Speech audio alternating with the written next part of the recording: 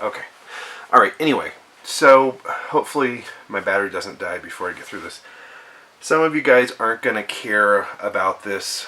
If you don't care about the outcome of the ticket video, which I shared a few days ago, that's fine. You don't have to watch it. What I did want to give you is a couple of the reasons why I decided to do what I did with the video. There was a bunch of comments. Several of the comments had questions about, you know, what the circumstances were around me getting the ticket in the first place. And basically what happened was I went to a national wildlife refuge that had no signage about drone footage or anything like that.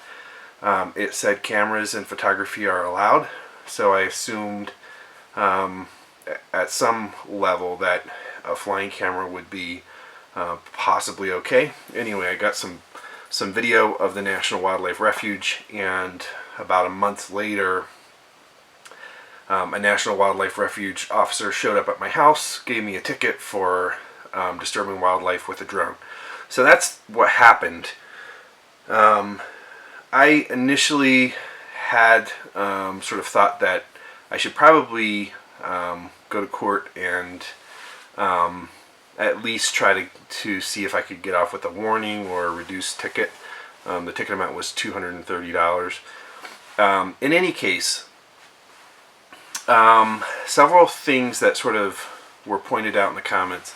One is that in the description of one of the videos, I actually said that as I was flying, the object avoidance was activated by the birds that were taking off from the water, and they thought that was sort of prime evidence that I had disturbed the wildlife.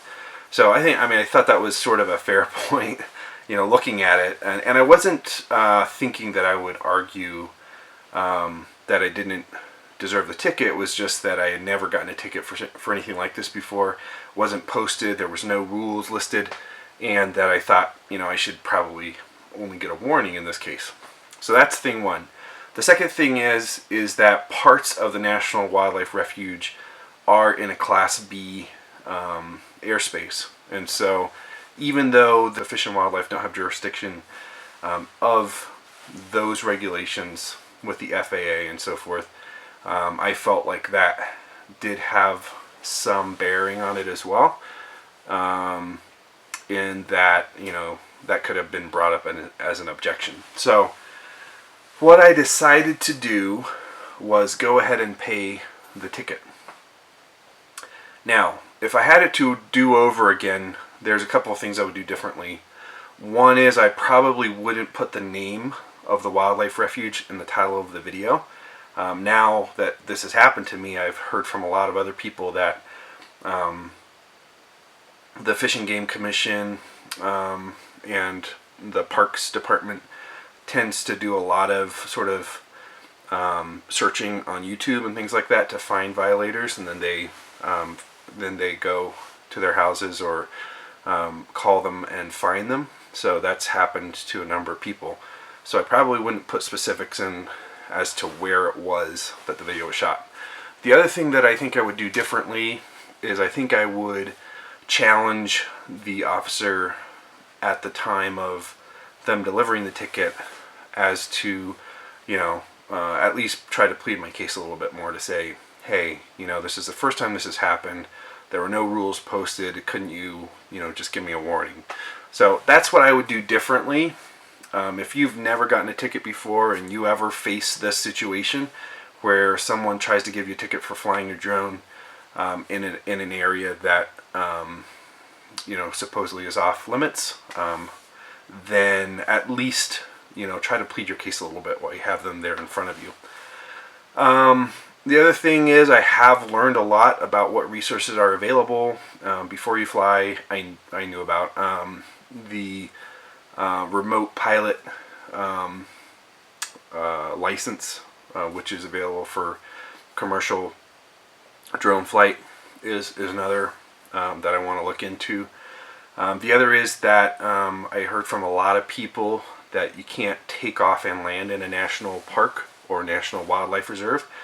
You can, apparently, and you know, I'm no authority, but apparently it's okay to take off outside of the park and fly over it.